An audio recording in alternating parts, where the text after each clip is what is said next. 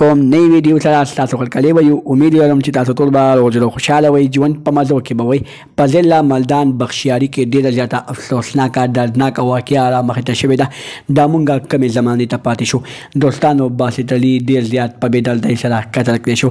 باسط علي هلک چې عمر یې 18 19 کاله عمر دی دوستانو هغه سره اول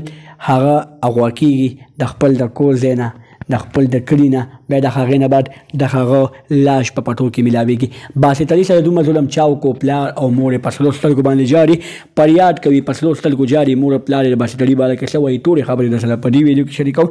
دغه رنګې نورو معلوماتي ویډیوګانو دپاره زمونږ خبر میډیا چینل سبسکرایب کړئ ته د نشان ورڅخه مخه ووهئ زمونږ هر یوانې معلوماتي ویډیو تاسو ته په اسانۍ سره میلاویږي دوستانو په ضلع ملدان بخشیاري کې ډېره زیاته افسوسناکه دردناکه واقعه رامخې ته شوې ده دا مونږ کمې زمانې ته پاتې شو باسط علي سره زمونږ زړونه جاري دوستانو باسط علي زمونږ خپل نه دی خو د باسط علي مور او پلار چې کمې خبرې کړي د مور او پلار یې په سلو سترګو باندې جاري وایي چې زما زوی کله غوا شو زه لاړم ما یې په یاد درج کړو ما پولیسو ته په خپو کې ولوغړېدم پولیسو ته مې انصاف غوښتنه وکړه خو پولیسو راته دومره مطمئنتیا راکړه چې زما زوی به ماته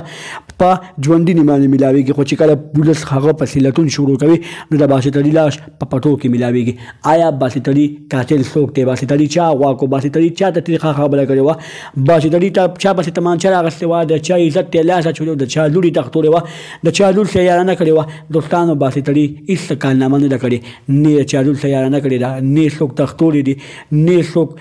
ایشتي دي نه چا د مرګ دمکي ورکړې کړې ده خو بیا هم باسط علي ډېر زیات په بېدردۍ سره قتل کړېږي آیا دغه باسط علي مور او پلار په زړه باندې دغه وخت کې څه تېرېږي مور او پلار یې په سلو سترګو باندې جاري د خپل زوی باره کې انصاف غواړي د چا نه انصاف وغواړي دوستانو په دې حکومت کې د چا نه انصاف وغواړي دې حکومت کې چې بجلي نشته عوام یې په دې نور باندې عوام وسوځېدل دوستانو دومره ګرمي ده په دې ګرمۍ کې عوامو ته بجلي نشته دی